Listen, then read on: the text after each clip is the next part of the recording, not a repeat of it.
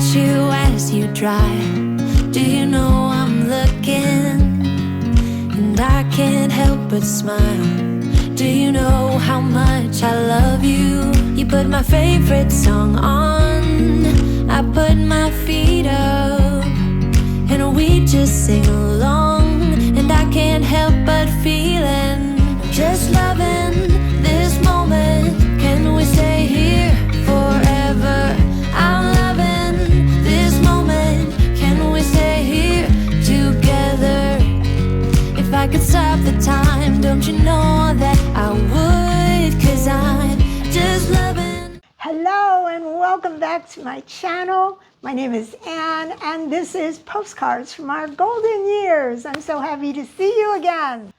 So today, before we get started, I wanted to just answer a couple of questions people have asked just recently. I've had a number of people ask the same question on logistics.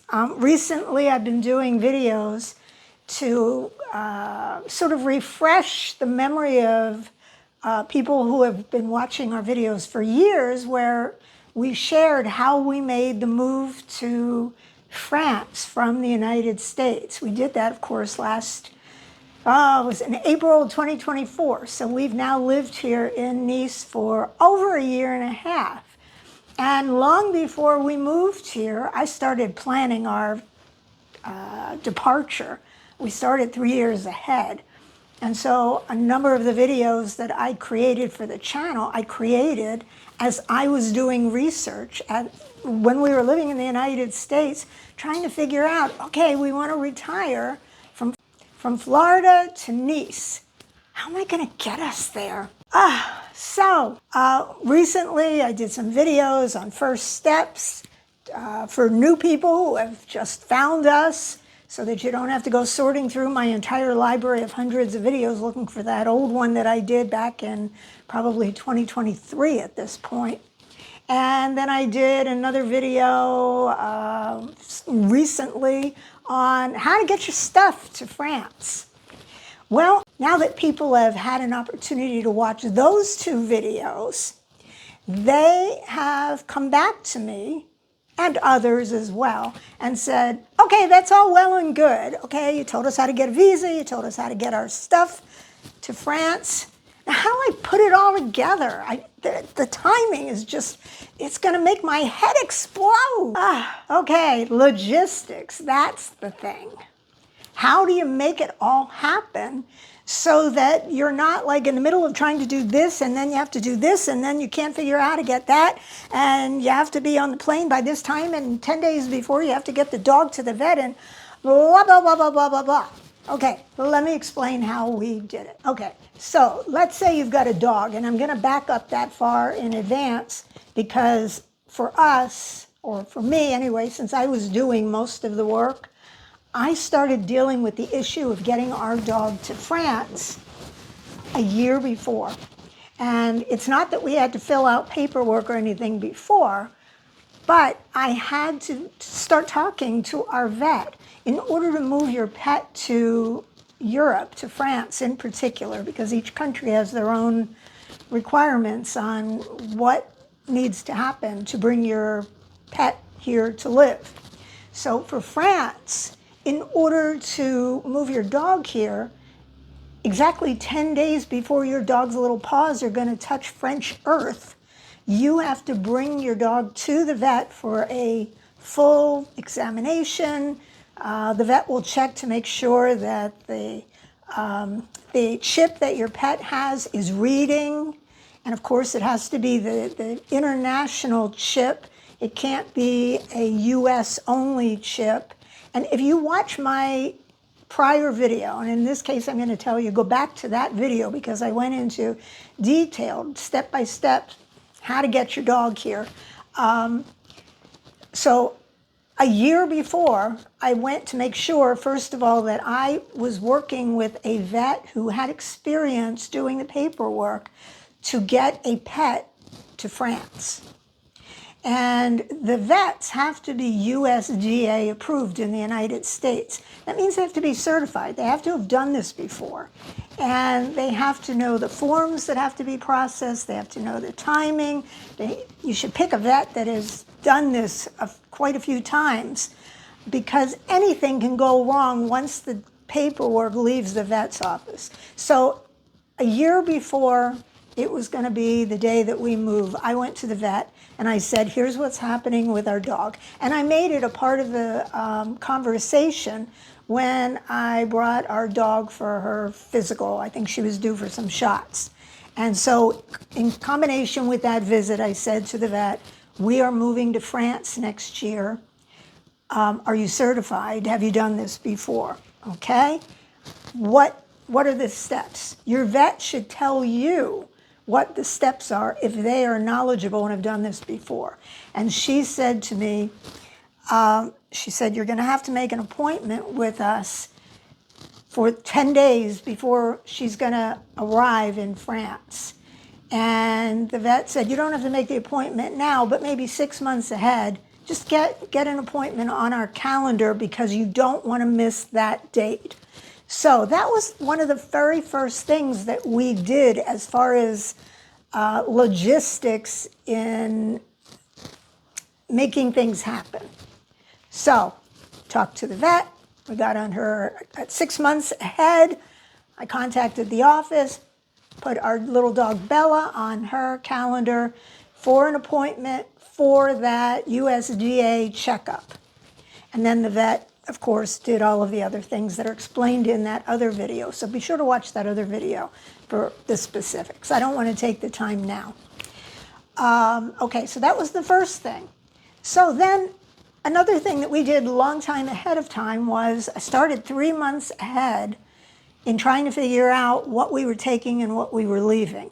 Now, if you're just deciding now that you're going to move to France and maybe you're moving in 6 months or a year, well, obviously you don't have the luxury of the 3 years that I had.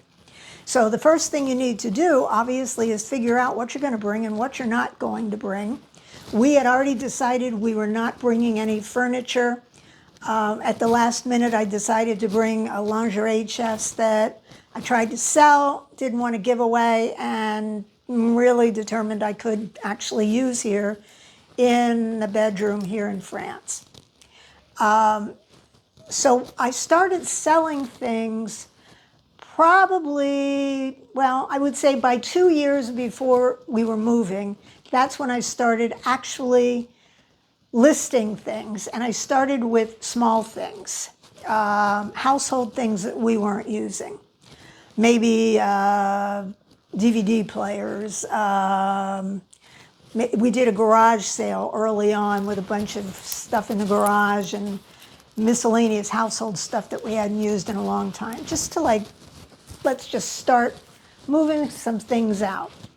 About 18 months before we were moving, I decided to start testing the water on furniture because I thought it was going to take a long time. And the very first thing that I listed was our dining room set because I thought, oh, this is a table and chairs and, glass, china closets, and this is really going to take a long time. We ended up, now our dining room set was not totally matching because when we bought it, we had bought the table, the tabletop, the chairs, and we had bought the china closet. We bought them all as pre-owned furniture on Marketplace or Craigslist or whatever, and we had put together our own dining room set per se. So I listed all of the pieces. I listed the table and chairs as one item, and I listed the china closets as 2 separate items. And so within days, somebody wanted to buy our dining room table and chairs, which sort of put me in a little bit of a panic because this was a year and a half before we were moving. And I thought, oh my gosh, this is like too soon. What are we going to eat on? And so when I called my husband, Jeff, at work, he said, yeah, let it go. We had these 2 high-top tables out on our lanai, which is a patio in Florida. we had these 2 high-top tables and chairs, and he said, we'll just bring one of those in and we'll eat day to day. It's just the 2 of us. When we have company, we'll bring 2 and throw a tablecloth on, bring in some extra chairs, or we'll do buffet or eat out on the lanai, whatever. We'll work it out. So we let the table and chairs go. The glass china closets, they were a little bit harder, and so each of them took months to sell, and we ended up selling them separately. And as I sold each one, then I had to empty the stuff that was in them and decide, okay, what am I bringing? And so for the most part, I was selling everything in the cabinets except for some crystal wine glasses. So I literally went to the U-Haul store nearby, and I bought some medium-sized U-Haul boxes and a bunch of bubble wrap. And as I took the crystal glasses that we were going to bring with us, that we didn't use very often, I just packed them in the boxes, and I just packed boxes and taped them up and moved them over in another, I think we were stacking stuff in the guest room for a while. And the other stuff, I just put in a box, and the next time we had a garage sale or yard sale or whatever, I threw them out there to sell. Some of the things I listed on Craigslist or Marketplace if it was a group of something. So that's how we then got rid of those things, so little by little. And eventually we sold both of those cabinets, and everything that was from those cabinets was either packed up or boxed up to be resold or donated. So that's how we started with the furniture. And then over the months, I just started selling pieces that had things we didn't need. We had a 3-shelf bookcase that had a bunch of books on it. And I thought, you know, we don't look at these books. Most of them were either language books or cookbooks that I wasn't using very often, and I wasn't going to keep all of them anyway. And so I gathered up all the books that we weren't going to use, or take with us rather. I boxed them all up, and we set them aside also for a future yard sale or garage sale. The books that we were going to take with us, there was no reason we needed to keep them out that I could think of, so we boxed them up and packed them, and that meant I packed another box. And I think we had bought a total of 20 or 25 U-Haul, medium-sized U-Haul boxes, and we just kept them in the guest room. And every time there was a situation where I sold something and I needed to pack what was in it or left of it or set it aside for a yard sale, we just set it aside. So we lived in limbo for a lot of the last 18 months that we were living in our house. So this went on for the better part of 18 months. My husband had a home office, and he had his clothes in an armoire in there. And in the meantime, I was also going through our master bedroom closet. And if you watch some of my old videos, you'll see the closet cleanouts I had done.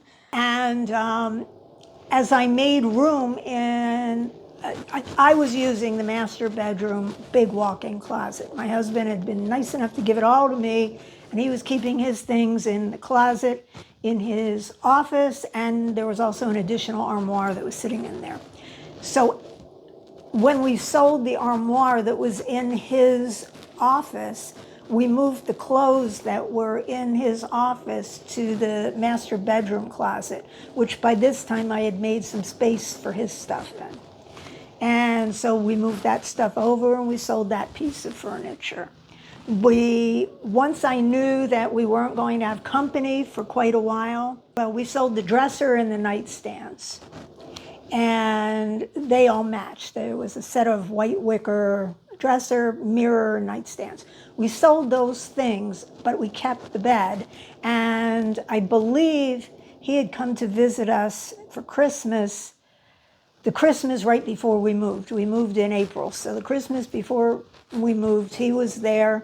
After he left, literally the day after he left, I took the sheets off the bed, threw them in the washing machine, and I contacted the person who had bought the other furniture, who was also interested in the bed. And I told them that I was now ready to sell the bed, so they bought the bed. And so that emptied out the guest room. And it just went along like this. So we were selling furniture as we were living in that home for months and months. Some things were not easy to sell. The bookcase that I mentioned that had books on it, I had that listed on Marketplace and Craigslist and put it out at every single garage sale, I want to say for a year. And I had a hard time selling it. I think in the end, we pretty much gave it away for like $10 or something like that. So some things take a long time to sell. Now, when we sold the bedroom set, I sort of saved that until, I guess it was maybe 2 months before, two and a half months maybe a little less, before we were ready to move. I thought, okay, I guess it's time to advertise the bedroom set. So we sold it again. It was one of those things where people immediately wanted to buy it, and that all the furniture matched. So they wanted everything. They wanted the big chest of drawers, they wanted the bureau, they wanted the mirrors, the nightstands, the bed frame. They wanted everything. So we had to think fast. So in order to sell all of the furniture, first of all, I had to get a lot of boxes and pack up all the clothes out of all the dressers and chests, whether we were bringing them or not. I had to get them out of there fast and throw them in boxes. And then the nightstands had drawers, and they had things in those drawers. We had to empty those drawers. And then I had to order an airbed from Amazon, which arrived a day or two before the people picked up the bed, our bed. And so we slept on an air mattress for like the last month and a half that we were there in Florida. And we lived out of the boxes and suitcases. Now, once the bedroom furniture left, I was able to go through, I was able to spread the boxes that I had stuffed all the clothes in. I was able to spread them out and get suitcases. And I literally went through the boxes deciding, okay, I'm keeping this, I'm throwing this out, or I'm donating this, I'm packing this. And I actually started packing the biggest suitcases with clothes. And then my husband had started emptying things in the garage. I should have backed up a step. We had had a hurricane that destroyed a bunch of stuff in our garage a year before we were moving, and one of our big metal rack shelves in the garage by this time was sort of empty. And so he moved that metal rack into the bedroom, and we stacked the suitcases full of our clothes and the boxes that I had packed things that were coming to France in. We loaded them on the racks, the metal racks in the bedroom. So again, we were living sort of in a disheveled house for sure the last 6 months that we were in our house. Now, we were renting the house, so we didn't have to worry about selling it. We timed the selling of our couch. We had sold everything around us. The last thing that we were going to get rid of was a couch. And the couch that was in there was a couch that we had bought pre-owned at a consignment shop. So we knew that we were either going to sell it, or if nobody bought it in the last few days before our move, we were going to put it out by the curb, and we knew that somebody would grab it, take it home. And that way we had something to watch television on at night.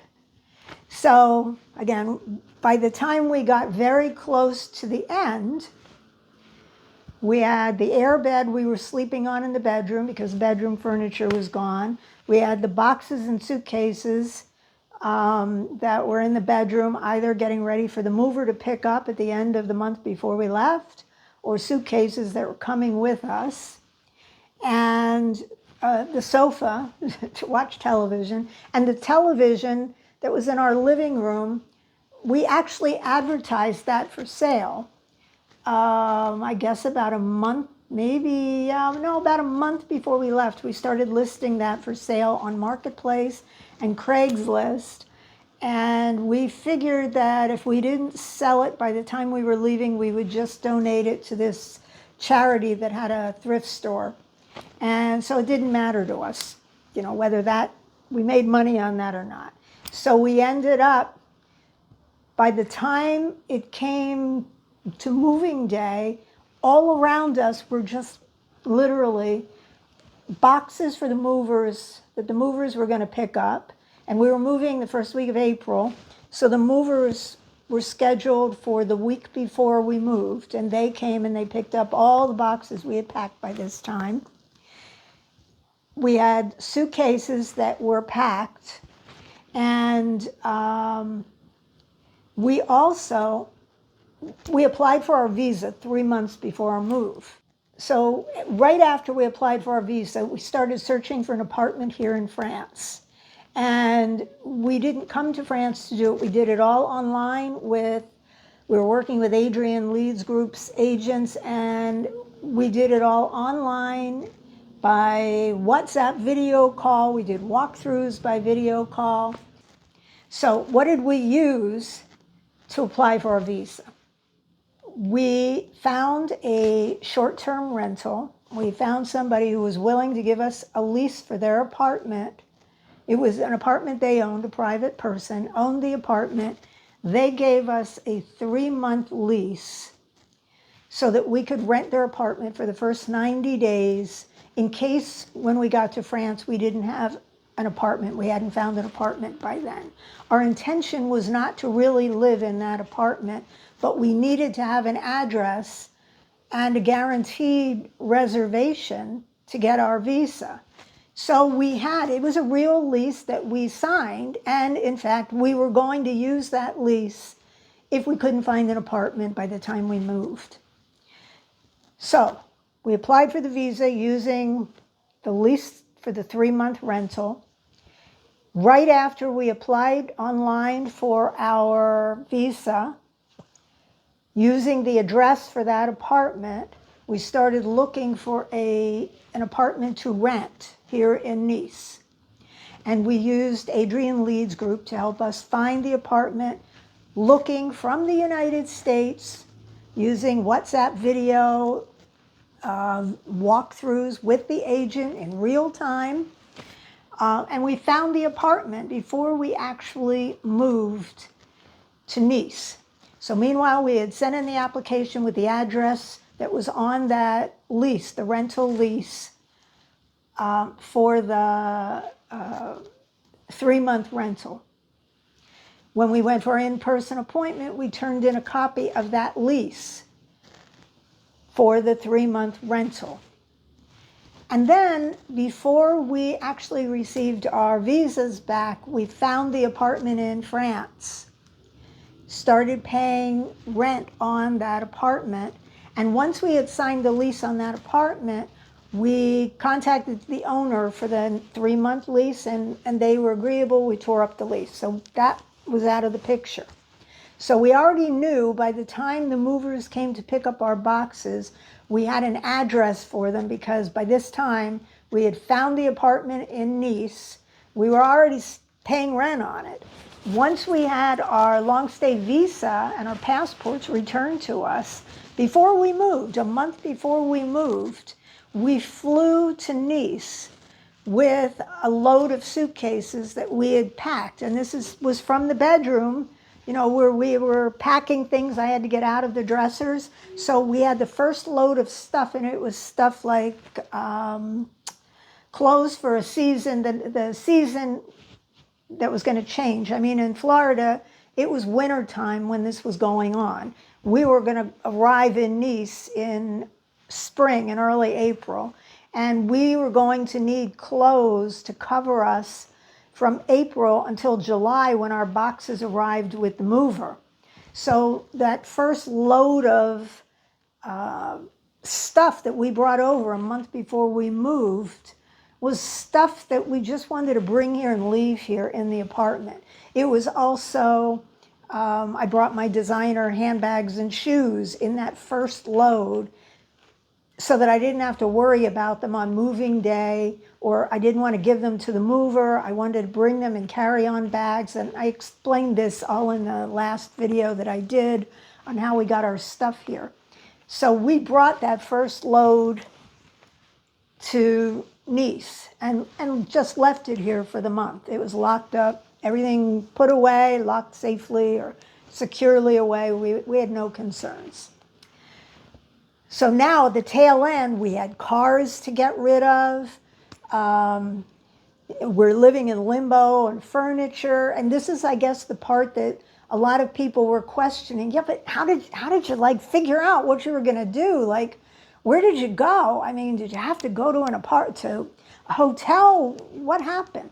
So we had 2 cars. My husband had left his job 1 month before we moved. So he retired a month before we moved. We no longer needed the car he was using. And that was a car that we had purchased from Carvana after our prior car had been destroyed in a hurricane the year before. So we bought that from Carvana as a car that he was going to use just for that last year that we were living in Florida. So we contacted Carvana. They gave us a quote to buy that car back. A month before we left, they came and they picked up the car, paid us for the car. So then we were just living on 1 car. It was a leased car. We kept that car until, I guess until about a week and a half before we actually moved. So I guess in the last week of March, again, we were moving the first week of April. In that last week of March, we took the leased car back to the dealer, and we said, we're turning in this lease. It was a few months early of the end of our lease. We said, we're returning this early. Took the lease. They actually owed us money because we came in under the mileage we had prepaid. And so they gave us a check for the difference. We left. Before we returned that car, I made arrangements through, it was either Budget or Thrifty, and we got a good deal on I guess it was a 1-week rental on a big sport utility. And so we picked up the rental, and that's how we took our leased car to the dealership. One of us went in the rental car, one of us went in the Audi. So we turned in the Audi, we left in the rental car, and then we only had the rental car at our home for that last week or so.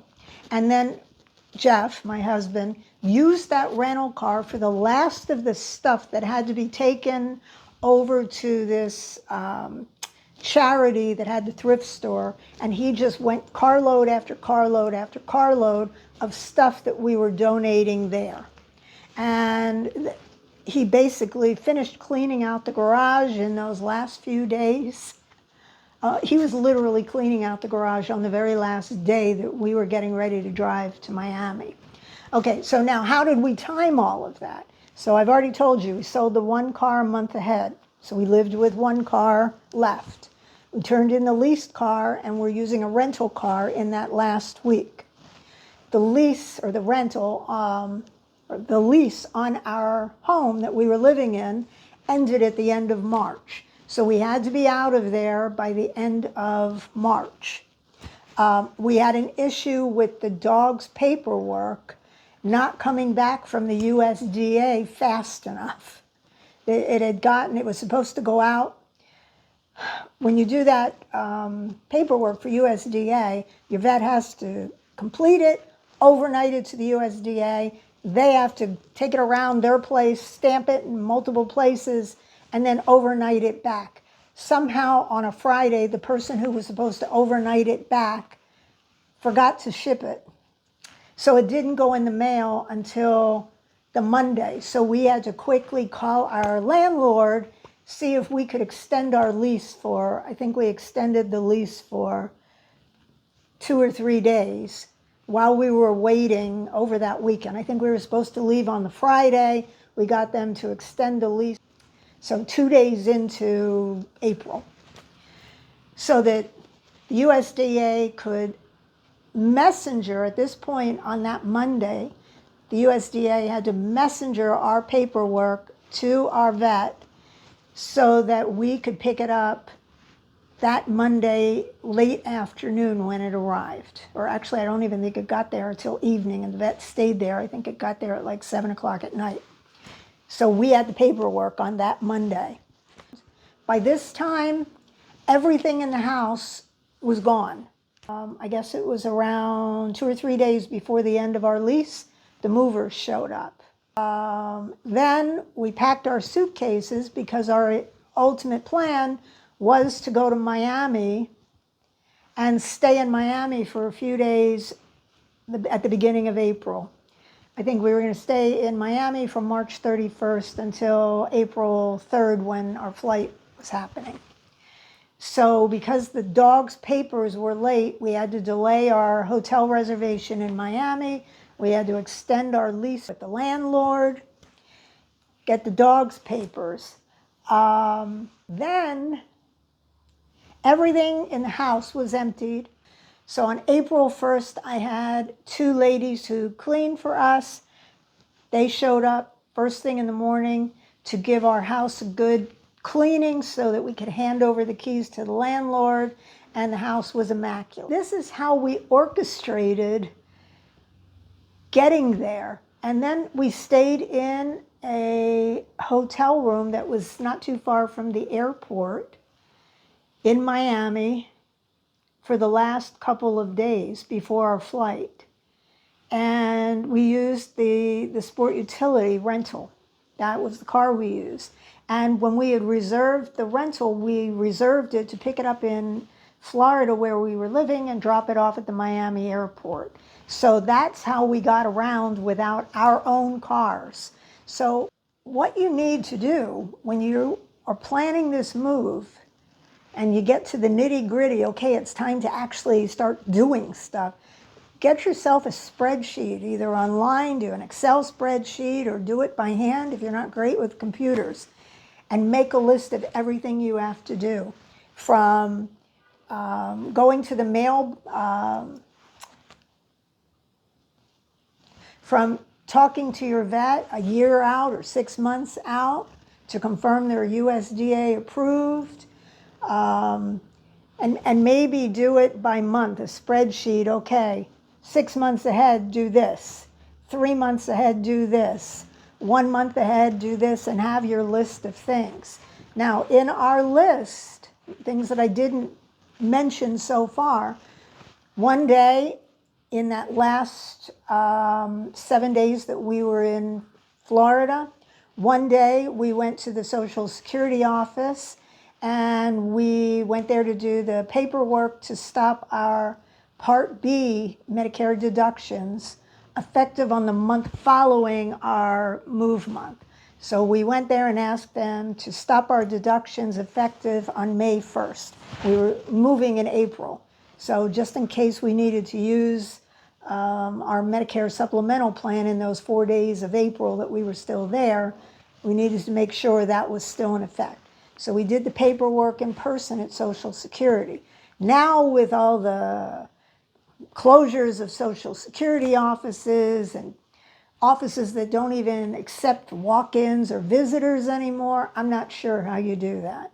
I would get online and see if you can make an appointment.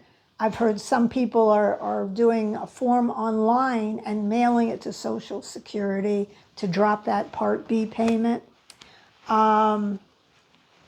Let's see, what else did we do? I guess the day before we left town, we went to our local USPS, our local post office, the branch that delivers our mail, and we asked them to forward our mail.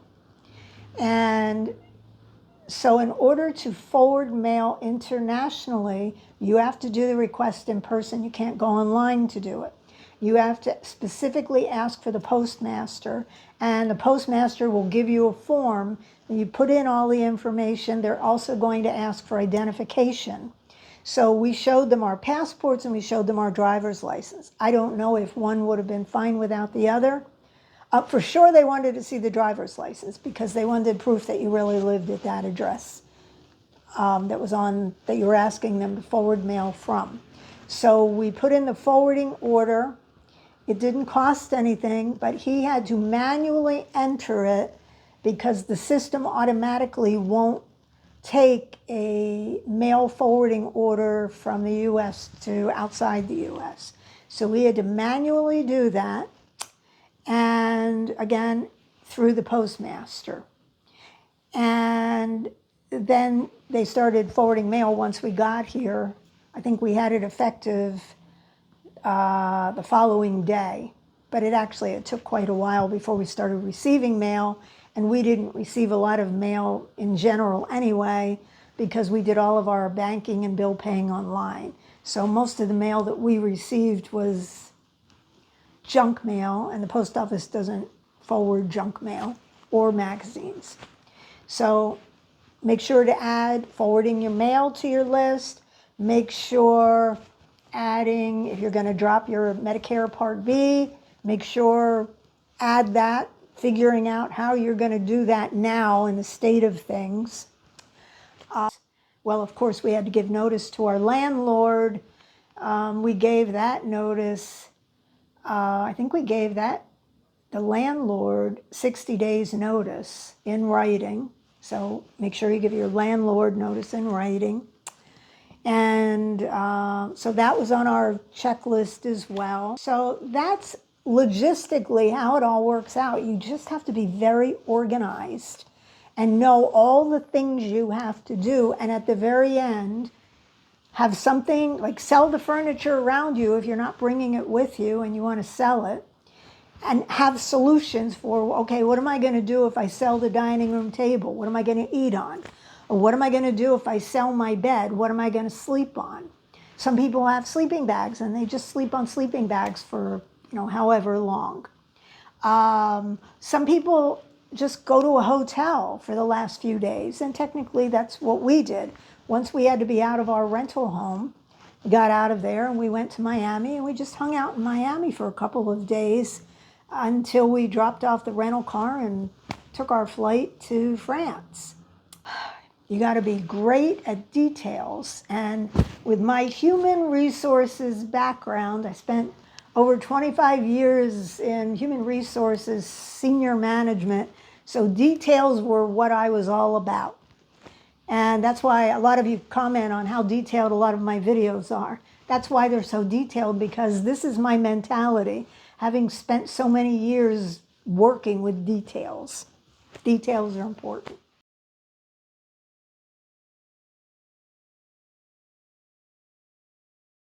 Well, fall has finally come to our home. Look at these beautiful chrysanthemums that I picked up actually in the grocery store the day before yesterday. Aren't they beautiful?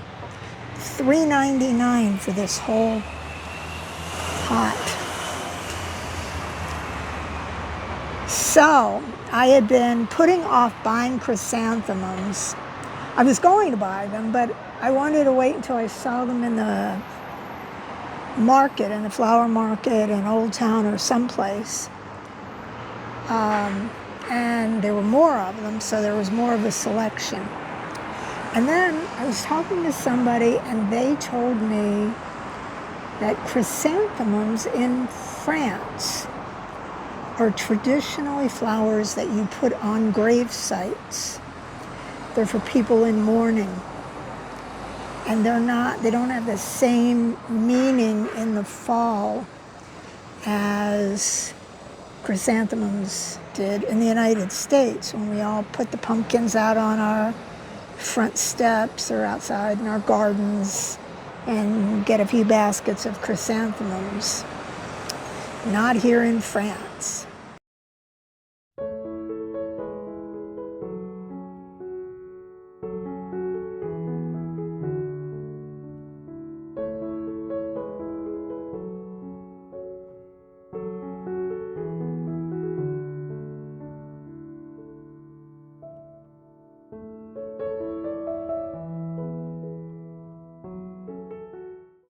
So there aren't a lot of flowers that are in bloom still in the fall. And so chrysanthemums became the flower to honor the dead. So as a result, here in France, it's never a good idea to bring a basket of chrysanthemums to someone as a house gift, for a new home, or for some positive celebration. So if you're in France at the market and you see some beautiful chrysanthemums, just think about the traditions here in France as you're buying them. Buy them for yourself, for your own enjoyment at home. And maybe don't give them as a gift, so that if, just in case you give them to a French person, the French person won't be insulted or take them the wrong way. Unless, of course, they're in mourning, you could bring a pot of chrysanthemums. But typically they go on graves. So for quite a bit of time, I kept saying, no, I feel kind of funny buying chrysanthemums. And then we saw these in the grocery store the other day, and I decided, the heck with it. I like the flowers. We're not in mourning. Nobody's really going to see them up here on our terrace except us and you. And I didn't buy them because we're in mourning. So we're going to enjoy our chrysanthemums here on our terrace today. It's a typical fall day in late October here in Nice. And the trees are starting to turn, and people are wearing jackets and coats, some. The leaves are finally starting to change. You see them on the streets.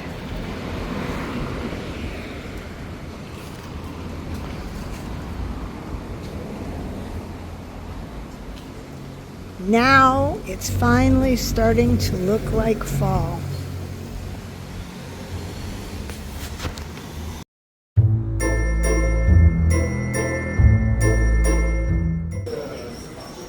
I finally found fall Halloween here in the Monoprix here in Nice. Ooh la la, look at those. Those are not very orange pumpkins, but at least they're shaped like pumpkins. And look, these have smiley faces on them.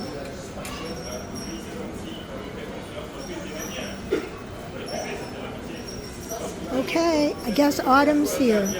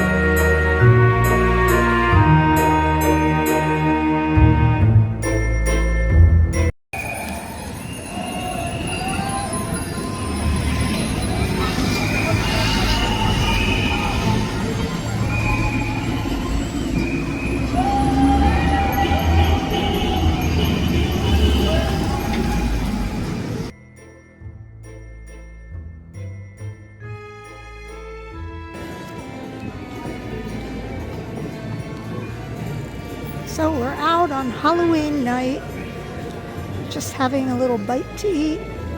And there are pockets of children and teenagers out and about in costume. Nothing really formal. It just seems like people just dress up and come out and hang out. So there's some little girls in costumes.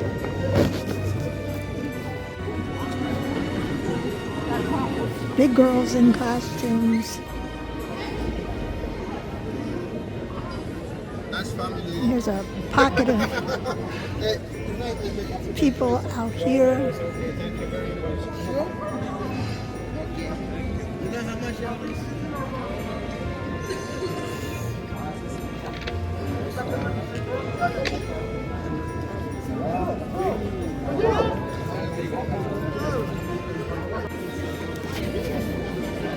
There's some more people in costume.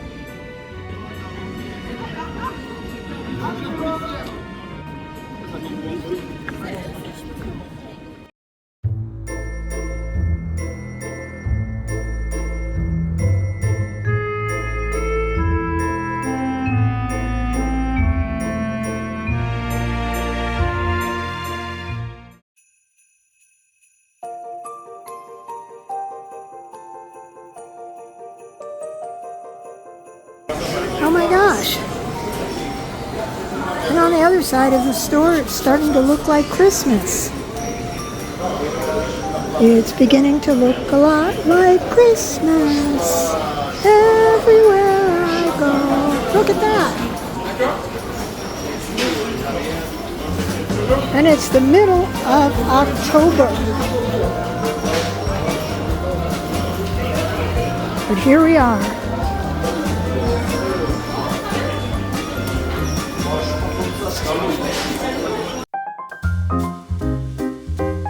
Here we are at La Langouste, a restaurant Mediterranean. And we are coming here for dinner tonight. So there it is. Have we eaten here before? No, we have never eaten here before. I disagree. I think we have eaten here before. Really? Yes. Beautiful backyard area, dining area. And this will be our table for this evening.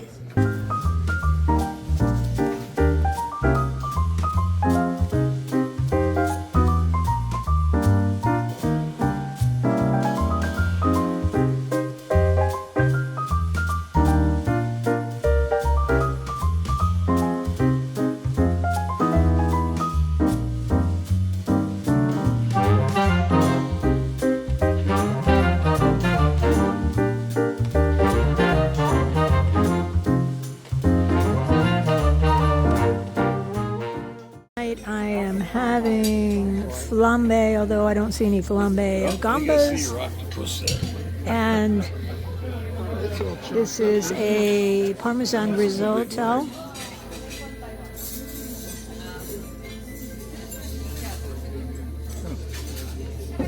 And would you like to say what you're having there? This is my octopus this evening. It looks grilled octopus with a side of mashed potatoes. And it looks delicious. So I'm just going to slowly zoom around here like this. And then I will pat. Oh, look at that. How nice. That's a beautiful picture. Thank you. Photo. And over there, You want to take a picture of one of these? we have scallops with risotto. Oops.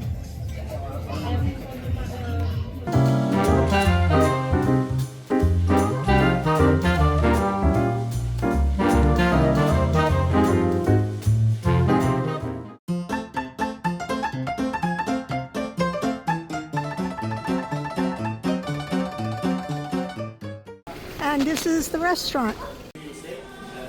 So tonight, we're in a new restaurant that opened, and it happens to be a chain here in France. We've just been seated. I will show you the outside when we get back outside. So it's an Italian menu. Jeff found a coupon for a free cocktail. And so his cocktail is a Negroni this evening. Are you enjoying your Negroni? I am. Okay. And Nothing better than free cocktails. Cheers. And I am having a Hugo Fritz, which is a Saint-Germain Fritz. Spritz. Saint-Germain Spritz.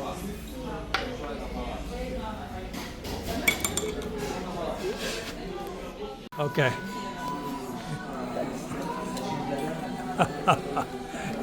She laughs. I'm zooming out. I'm zooming in. Well, Ann, how's your beverage tonight? It's refreshing and delicious. Good. Very good.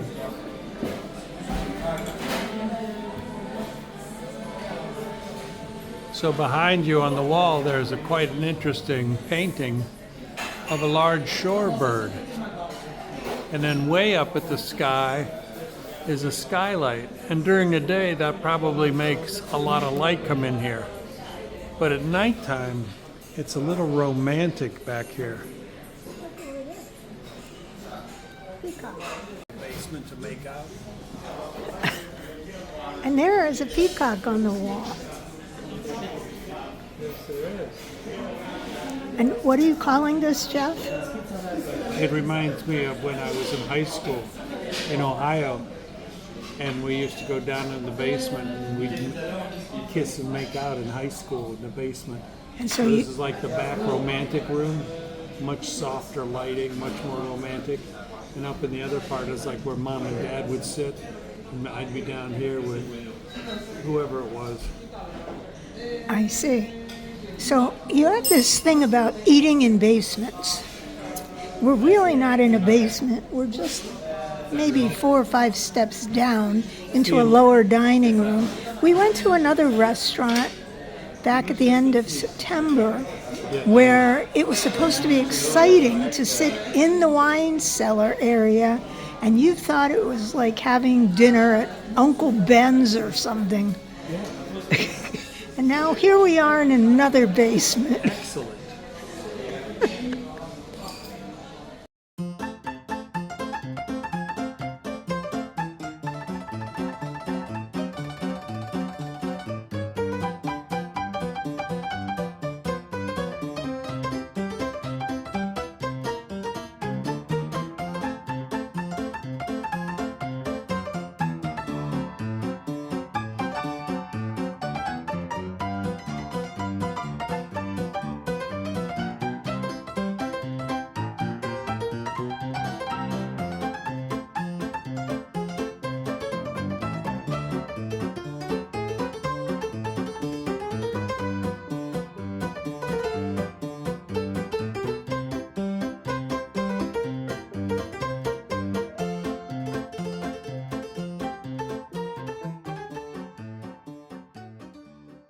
This is my truffle pasta that is going to come, and it's in a big wheel of cheese that she's going to like swirl it around in a moment.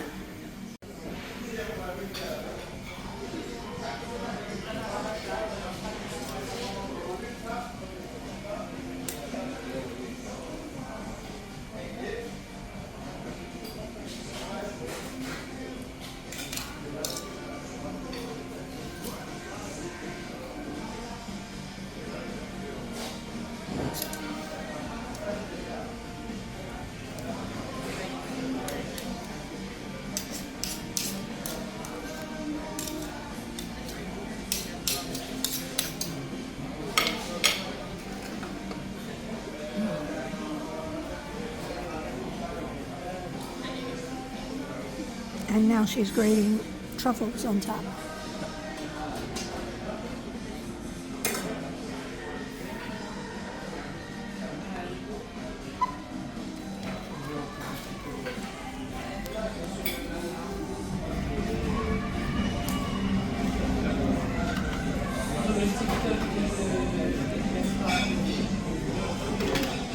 And there it is.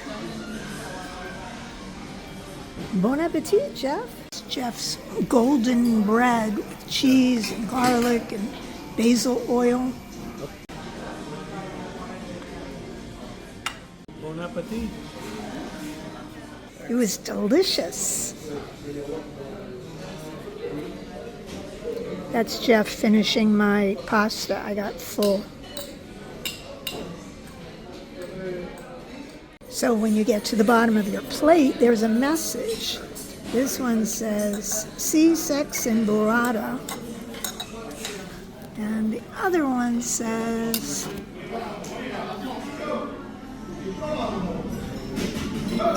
"Hasta la vista, baby."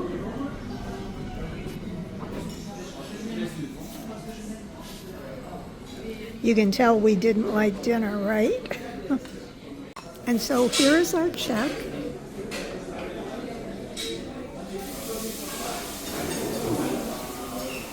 It was an even 50. And you see Jeff got his drink for free. Even 50. And the server was so nice. We're leaving him a €5 tip. He even brought us glasses of limoncello from him.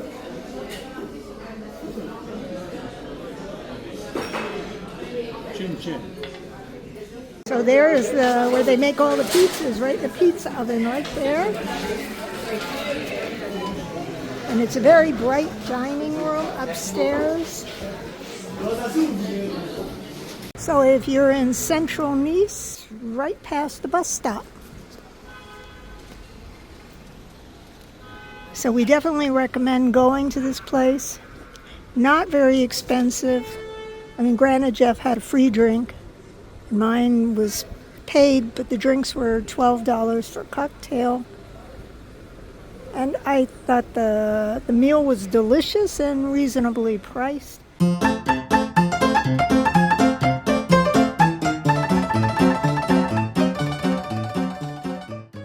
So thanks for tuning in today. I'm sorry that Jeff isn't with me. I think Bella's with me somewhere. She was, oh, there she is. You can sort of see her sleeping over there. Jeff is out shooting his own video. So we'll see you next time. Bye for now.